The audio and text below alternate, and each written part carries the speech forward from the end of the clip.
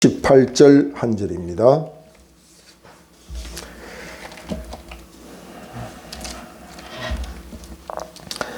창세기 47장 18절 제가 봉독에 올립니다. 그 해가 다 가고 새해가 되매 무리가 요셉에게 와서 그에게 말하되 우리가 주께 숨기지 아니하나이다. 우리의 돈이 다하였고 우리의 가축 떼가 주께로 돌아갔사오니 주께 낼 것이 아무것도 남지 아니하고 우리의 몸과 토지뿐이라. 아멘. 모 교회 앞을 지나가다가 크게 걸려있는 현수막을 보게 되었습니다. 그 현수막의 글귀가 이 또한 지나가리라, 그런 글귀가 붙어 있었습니다. 코로나 시대를 지나가면서 많은 사람들이 힘든 모습을 지역교회가 주민들에게 희망의 글을 아마 현수막에 달았다, 그렇게 생각이 되어집니다. 이 글은 사실 유대 경전에 나오는 것인데 다윗 왕이 전쟁에 승리하고 궁중에 있는 보석 세공사에게 나를 위하여 반지를 하나 만들어 달라고 부탁을 합니다. 그리고 그 반지에 간단하게 이런 내용을 함축시키는 글을 하나 새겨달라고 그럽니다. 내가 전쟁에 승리를 많이 하지만 그때마다 교만하지 않게 해주시고, 또 실패할 때도 있는데 그때 절망에 빠져서 좌절하지 않는 용기와 희망을 줄 수 있는 글귀를 하나 부탁하네, 그렇게 이야기를 했습니다. 보석 세공사는 왕의 명령이기 때문에 아무렇게나 글을 새길 수가 없어서 고민하다가 그 당시에 지혜롭다고 하는 왕자인 솔로몬에게 가서 이 사정을 이야기했더니 솔로몬이 잠시 생각하다가 이 또한 지나가리라 하는 이야기를 해줬다고 합니다. 이 말은 당장 눈앞에 보이는 성공이나 부에 자만하지 말고 그것 또한 지나간다. 그것이 영원한 게 아니다. 세상에 있는 성공이나 부나 출세가 영원하지 않기 때문에 이 또한 지나가리라는 자세를 갖추고 겸허한 마음으로 겸손의 마음을 가지고 살아야 된다. 또 여러 가지 실패와 낭망을 당할 때 그것이 영원 무궁토록 계속 지속되는 게 아니기 때문에 이 또한 지나가리라 하고 희망을 걸고 살아라는 메시지가 함축된 것을 설명하고 있다는 겁니다. 저도 여러 가지 어려움을 겪을 때가 있을 때마다 이 글귀가 생각이 나더라고요. 이 또한 지나가리라. 사실 때로는 오늘 같으면 살맛이 안 날 때도 있어요. 목회자이지만 참 오늘을 지나가기 너무 힘들다. 내일을 꿈꾸기가 도저히 힘드는 그런 상속에 놓여질 수 있습니다. 그때 제 마음속에 이 또한 지나가리라, 그렇게 생각을 하고 극복하는 그런 경우들을 많이 경험합니다. 이 말과 비슷한 뜻이 솔로몬이 기록한 전도서 7장 14절에 있습니다. 인간을 만들기 위하여 형통과 공고를 병행하여 주셨다, 그렇게 말씀했습니다. 하나님은 우리를 제대로 된 하나님의 성도로 만들기 위하여 때로는 형통을 주시고 때로는 공고도 병행해 주신다는 거죠. 그게 형통만 주면 우리 인생이 얼마나 자만하고 교만하겠어요. 공고만 주면 얼마나 시리에 빠지고 낙심해서 사람들이 얼마나 의기소침하겠어요. 그러니까 이 형통과 공고를 적절하게 병행해서 하나님의 사람으로 우리를 만들어 가신다는 거죠. 형통할 때 너무 교만하고 자만하지 말고 이 형통을 주신 하나님께 찬양하라.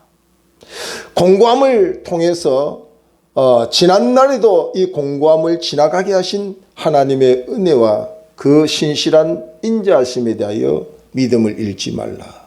그래서 형통과 공고를 통하여서 우리가 더욱더 하나님의 사람으로 아름답게 만들어지는 그 사실을 소개하고 있습니다.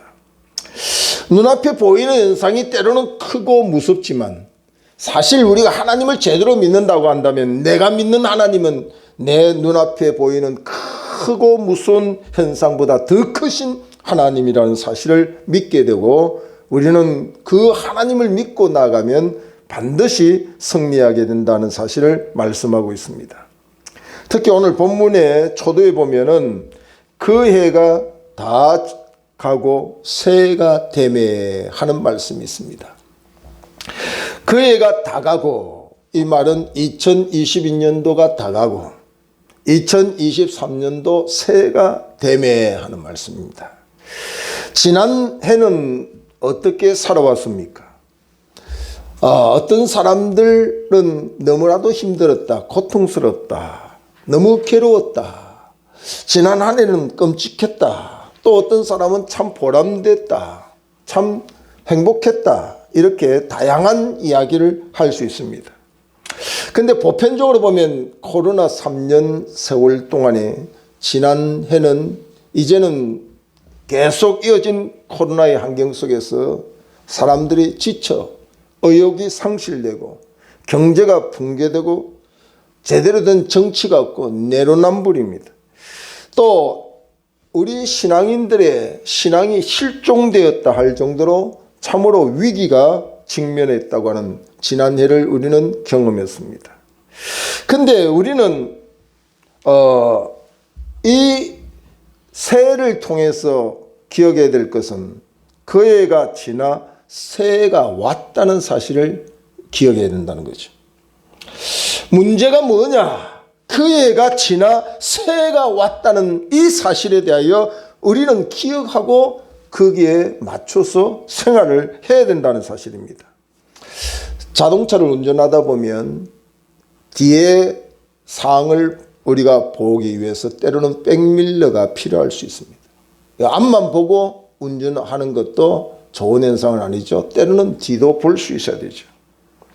근데 운전을 하는데 앞을 보고 운전해야 될 때도 계속해서 백밀러를 보는 것은 위험한 일이 아닐 수 없습니다. 빌립보서 3장 12절 이하에 보면은 뒤의 것은 잊어버리고 이제는 표대를 향하여 나아가라고 명령하고 있습니다. 오직 너희들이 어디까지 이르렀든지 그대로 달리라고 했어요. 어떤 사람은 남들보다 좀 더 앞서갈 수도 있고 어떤 사람은 뒤쳐질 수도 있습니다. 그러나 우리의 자세는 오직 어디까지 이르렀든지 그대로 달려가는 자세가 중요하다는 겁니다. 때를 직시해야 됩니다. 우리의 2022년도 삶은 그 우리이지 그것에 매여 있어서는 안 됩니다. 이제 하나님이 주신 새로운 해가 우리에게 주어져 있기 때문에 이 새해에 합당한 삶을 살아가야 된다는 사실입니다. 로마서 13장 11절에 보면 또한 너희가 이 시기를 알거니와 자다가 깰 때가 벌써 되었다고 했어요. 어둠의 일을 벗어버리고 낮과 같이 단정하라, 그렇게 말씀을 하고 있습니다. 베드로전서 4장 7절에는 만물의 마지막이 가까웠으니 그러므로 너희는 정신을 차리고 근신하여 기도하라고 말씀을 하고 있습니다. 우리가 지금 사는 이 때는 너무나도 정신을 차려야 되는 때라는 사실을 우리가 기억해야 됩니다. 그러나 우리가 다시 소망을 가지고 새해를 맞이할 때에 주시는 소망의 말씀이 이사야 43장 18절 19절에 있습니다. 하나님께 시선을 고정하고 그분의 역사심을 기대해도 좋은 말씀인데 너희는 이전 일을 기억하지 말며 옛날 일을 생각하지 말라. 보라 내가 새 일을 행하리니. 하나님이 우리를 위하여 새 일을 행하신다. 내 힘만 의지했다가는 실패할 수밖에 없었지만 올해 하나님이 우리에게 소망을 주시는 말씀이 있는데 보라 내가 너희를 위하여 새 일을 행하리라. 너희의 가정을 향하여 너희의 자녀를 향하여 너희 부부를 향하여 내가 새 일을 행하리니 이제 나타낼 것이요 너희가 그것을 알지 못하겠느냐. 반드시 내가 광야의 길을 사막의 강을 내리라고 약속하고 있는 말씀이 오늘 본문에 있습니다. 오늘 우리는 기억해야 됩니다.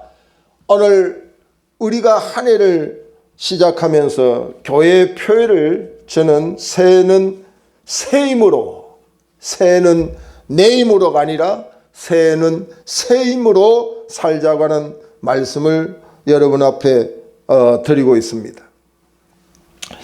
그래서 우리는 이 새해를 어떻게 살아야 되는가 하는 것을 심각하게 고민하고 모든 것의 결정을 새해는 내 힘으로 사는 게 아니라 나 중심으로 사는 게 아니라 주 중심으로 주께서 주시는 힘으로 살아야겠다는 결단으로 출발하기를 주의 이름으로 축원합니다. 그래서 올해는 더 주님의 힘을 간절히 사모해야 됩니다. 시편 84편 5절 보니까 주께 힘을 얻고 나아가는 자들의 삶은 항상 찬송하는 삶이 열려지고 그들의 삶이 눈물 골짜기로 지나갈 때도 샘을 만드는 놀란 역전의 감정이 있게 된다는 사실을 말씀을 하고 있습니다. 새해를 당연히 우리에게 주어졌다고 생각하면 안 됩니다. 돈 많고 근력 있고 많이 배운 사람도 지난 해로 마감한 사람들이 너무 많기 때문입니다.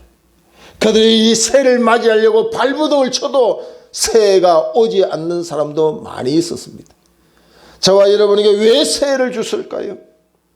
그들보다 똑똑했기 때문에 그들이 맞이할 수 없었던 이 새해를 우리가 맞이한다고 생각하면 안 되는 겁니다. 이유가 있고 하나님의 뜻이 있고 사명이 있기 때문에 새해를 주었다는 사실을 생각해 봐야 됩니다. 우리나라 암 환자 수가 세계 최대라고 그럽니다. 남자들은 5분의 2가 암 환자라고 그럽니다. 여자는 3분의 1이 암 환자라고 그럽니다. 지난 한 해도 각종 사고 사건이 사람들의 생명이 새해를 맞이하지 못하는 그런 상황에 놓여 있는 이들도 많이 있었습니다. 누가복음 13장 7절 이하에 보면은 가온지기가 열매 맺지 못하는 그 나무를 찍어버리려고 하는 하나님 그 주인 앞에 사정사정하여 올해만 그래도 봐주십시오. 가온지기의 간청을 통하여 새로운 시작을 허락받은 그 나무와 같이 오늘 우리들에게도 지난해로 마감할 수도 있는 우리의 인생을 주께서 다시 한번 연장시켜 주신 그 은혜를 기억하고 새해를 우리가 겸한 자세로 출발해야 됩니다. 이제는 내 중심의 어린아이의 삶을 벗어버리고 주 중심으로 다시 연장하여 새해를 주신 하나님의 뜻을 따라서 사는 지혜가 있어야 될 줄 압니다. 그래서 에베소서 5장 16절 이하에 보면 세월을 아끼라 때가 악하니라. 그러므로 어리석은 자가 되지 말고 오직 주의 뜻이 무엇인가 이해하라. 술 취하지 말라. 이는 방탕한 것이니 오직 성령으로 충만함을 받으라. 그런즉 너희가 어떻게 행할지를 자세히 주의하여 지혜 없는 자같이 하지 말고 오직 지혜 있는 자같이 하이라고 성경은 말씀을 하고 있다는 겁니다. 우리는 현상의 변화를 많이 치중합니다. 좀 더 많이 가지고 좀 더 많이 배우고 좀 더 우리가 부자 되는 그런 현상의 모습에 대하여 중심을 많이 가집니다. 그러나 성경은 우리에게 현상의 모습보다 본질의 변화를 강조하고 있다는 사실입니다. 로마서 12장 1절 이하에 보면 너희 몸을 하나님이 기뻐하시는 거룩한 산제물로 드리라. 이는 너희가 드릴 영적 예배니라. 너희는 이 세대를 본받지 말고 오직 마음을 새롭게 함으로 변화를 받아 하나님의 선하시고 기뻐하시고 온전하신 뜻이 무엇인지 분별하여 살라고 우리에게 말씀을 하고 있다는 거죠. 새 옷을 입었다고 새해를 맞이하는 것도 아니고 새 달력을 걸어놨다고 새해를 맞이하는 게 아니라 새해는 우리의 중심이 변화되고 새로운 마음으로 출발해야 된다는 사실을 성경은 말씀을 하고 있다는 사실입니다. 그래서 우리는 지난 2022년도 잘못 살았던 삶의 후회만 하고 탄식하고 새해가 됐음에도 불구하고 한 발짝도 움직일 생각도 아니하고 멈춰서 꼼짝달싹 못하는 인생의 삶이 되어서는 안 됩니다. 우리에게 새로운 기회를 주신 하나님 앞에 우리의 삶을 아름답게 만회할 수 있는 기회라고 생각하고 첫 시간 첫날부터 우리는 우리의 마음을 다잡아야 됩니다. 가룟 유다는 그의 불신앙과 배반의 행위를 만회할 기회를 계속 거듭주었지만 오히려 배신의 기회로 악용했던 사실을 보게 됩니다. 요나는 회개의 시간에 철저히 회개하여 사명으로 나아가서 하나님의 거룩한 일을 감당했고, 그로 통하여 니느웨가 회개하고 그 도성이 구원받는 역사를 보여주었습니다. 오늘 우리는 어떻게 새해를 선용할까요? 우리는 이 새해를 요나같이 회개하고 주신 사명을 감당해서 나뿐만 아니라 내 곁에 있는 모든 이들과 함께 주님의 뜻을 이루고 구원의 자리로 나아가야 될 줄로 믿습니다. 은혜를 아는 자와 모르는 자의 삶은 너무나도 다릅니다. 바울은 죄인 중에 괴수인 자신을 구원한 예수 그리스도의 사랑을 기억하고 다른 사도보다 나는 더 많이 수고할 수밖에 없다고 고백을 했습니다. 성경 오늘 본문을 보면 요셉이 애굽의 종으로 팔려갔다가 하나님의 그 큰 은혜를 입고 그 나라를 치리하는 총리가 되었습니다. 그래서 애굽 땅은 날마다 흥황했고 풍요로웠습니다. 그러나 요셉이 총리로 다스리는 애굽은 계속해서 풍요만 보여준 게 아니라 13절에 보면은 기근이 더욱 심하여 사방에 먹을 것이 없고 애굽 땅과 가나안 땅이 기근으로 황폐하니 그랬습니다. 사람이 사는 곳이 계속해서 좋은 일만 있다는 보장은 없습니다. 요셉이 그렇게 지혜롭게 통치하고 치리한 그 애굽 땅에도 기근이 또 너무 위기적인 그런 상황 속에 놓여져 있었다는 사실입니다. 이때 요셉은 위기를 기회로 하나님의 주신 지혜를 통하여서 애굽 땅에 있는 많은 이들을 살리는 놀란 은혜의 말씀이 본문에 기록되어 있다는 사실입니다. 그러므로 우리는 기억해야 됩니다. 환경이 우리에게 문제가 아니라 그 환경을 풀어가는 지혜가 없는 인생이 고달프다는 거죠. 그러므로 새해에 하나님의 지혜를 구하기를 바랍니다. 이것이 새힘으로 하나님이 우리에게 허락하셔서 상대적인 힘이 아니라 절대적인 힘, 그 새힘으로 한 해를 승리할 줄로 믿습니다. 그래서 실패는 지난 날로 좋게 여겨야 됩니다. 우리의 생각을 바꿔야 돼요. 2022년도도 꿈을 꿨지만 별 볼 일 없는 해로 지났는데 뭐 해가 바뀌었다고 해서 특별한 일이 있을까? 우리는 그런 사단의 소리에 귀 기울이면 안 됩니다. 보라, 내가 새 일을 행하리니 너희를 위하여 새 일을 행해 주시겠다고 말씀의 약속을 붙들기를 주의 이름으로 축원합니다. 저와 여러분이 주님이 일하시겠다고 할지, 내가 일하는 인생의 삶은 헛수고에 실패 낙심할 수밖에 없는 인생의 삶이 될 수밖에 없지만, 내 힘만 의지하지 않고 힘 있는 장수 날 나와서 내 대신 싸워주시는 약속을 믿고 주님 주시는 새 힘으로 일어날 수 있기를 주의 이름으로 축원합니다. 우리가 사는 현실이 참으로 힘들 수 있어요. 내가 감당할 수 없는 그런 삶이 지난 해에 많이 있었습니다. 그러나 우리는 오래 기대해야 됩니다. 왜 기대할 수 있습니까? 이제는 주님이 우리를 위하여 일해 주시겠다는 약속의 말씀을 듣고 있기 때문입니다. 그걸 믿어야 된다는 사실입니다. 우리 아자는 카네기의 일화 중에서 이런 이야기가 있습니다. 카네기는 외판 사원으로 얼마나 힘든 삶을 살았는지 모릅니다. 하루는 너무 힘든 그러한 상황 속에 어느 가정에 방문을 했는데 그 가정에 그림 하나가 걸려 있었습니다. 파손된 참 상태의 모습으로 한쪽에 이렇게 버려진 채 있는 한 배를 보게 되었습니다. 그 배를 보는 순간에 마치 자신의 모습같이 처량하기 짝이 없었습니다. 그런데 자세히 그 그림 밑에 글귀가 하나 있었습니다. 나의 밀물의 시대가 곧 온다. 이런 글귀가 거기에 기록되어 있었다는 사실입니다. 그걸 보고서 그는 그 그림의 가치를 너무 귀하게 생각하고 자신의 마음속에 믿음이 생겼습니다. 지금 상태는 파손된 배와 같은 모습이지만 그 배 밑에 글귀가 있는 그 글귀처럼 나의 밀물의 시대가 곧 온다고 하는 이 약속에 대한 믿음을 가지고 주인에게 부탁하여 그 그림을 구입하고 그의 사무실에 그 그림을 붙여놓고 실망이 오고 낙심이 오고 자질이 올 때마다 그 그림 밑에 글귀를 보고 그가 믿음을 가지고 나아갔다고 말씀했습니다. 올해 우리에게도 나의 밀물의 시대가 온다.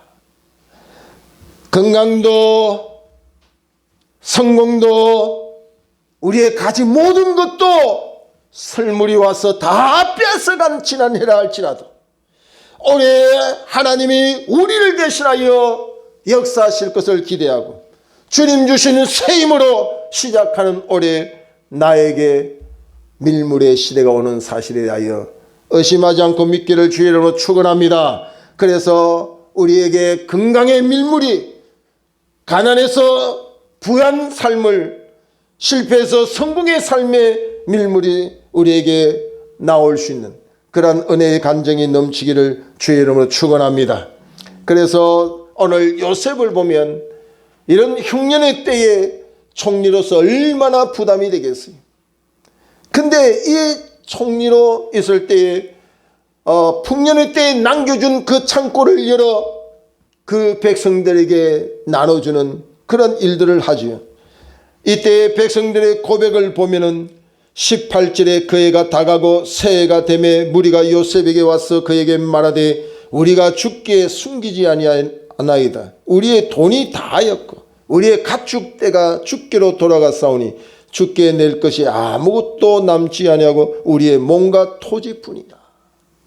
애굽에 있는 많은 사람들이 가지고 있는 돈이나 토지나 그들의 재산은 아무것도 없이 이제는 다 주께 드릴 수밖에 없는 이제 바로에게 다 바쳤다는 거죠. 그러나 이제 남은 것은 자신들의 몸밖에 없다, 토지밖에 없다고 하는 사실을 고백하는 거지.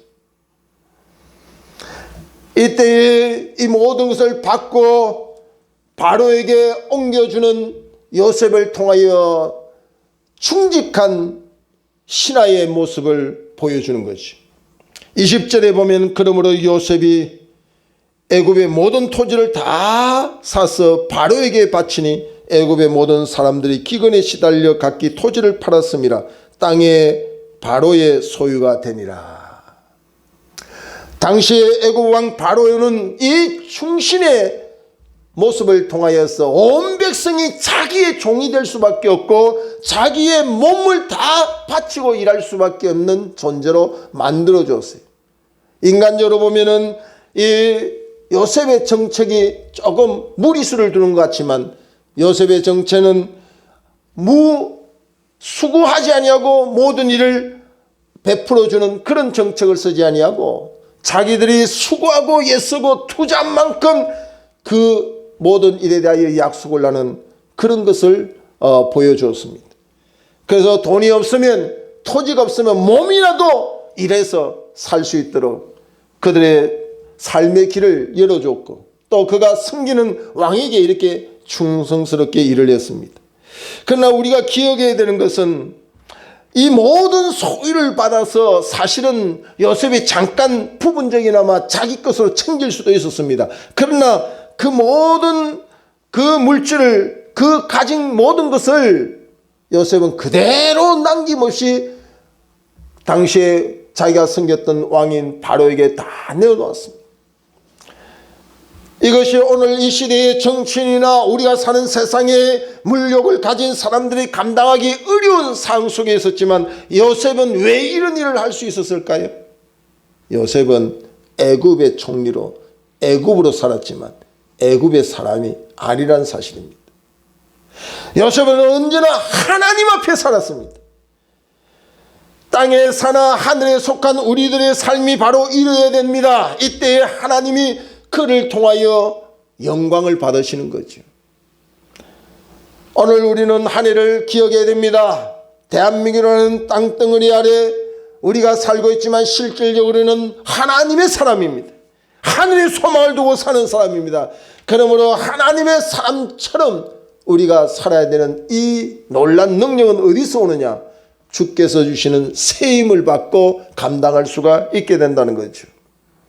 하나님 앞에 바로 서 있는 하나님의 사람 요셉을 통하여 그 민족뿐만 아니라 애굽의 땅에 많은 사람이 사는 길을 만들어 주신 것처럼 오늘 저와 여러분이 하나님 앞에 바로 서서 새해 세임 주시는 능력을 힘입으면 오늘 나뿐만 아니라 내 주변에 있는 많은 사람들이 나를 통하여 생명의 풍성한 역사를 체험하고 간증하는 역사가 있게 될 줄로 믿습니다. 저와 여러분이 올 한 해에 꼭 기억해야 되는 우리 교회의 표, 새해는 새 힘으로, 새해는 내 힘으로가 아니라 새해는 새 힘으로, 이 세임 받은 우리들에게 많은 사람이 요셉에게 몰려와서 그의 생명을 유지하기를 원하는 것처럼 우리에게 많은 사람이 몰려오는 놀란 역사가 있어져서 그들에게 생명의 풍성함을 나눠주는 기적적인 간증들이 일어나는 해가 되기를 주의 이름으로 축원합니다. 기도하겠습니다. 하나님께 영광과 찬송을 올려드립니다.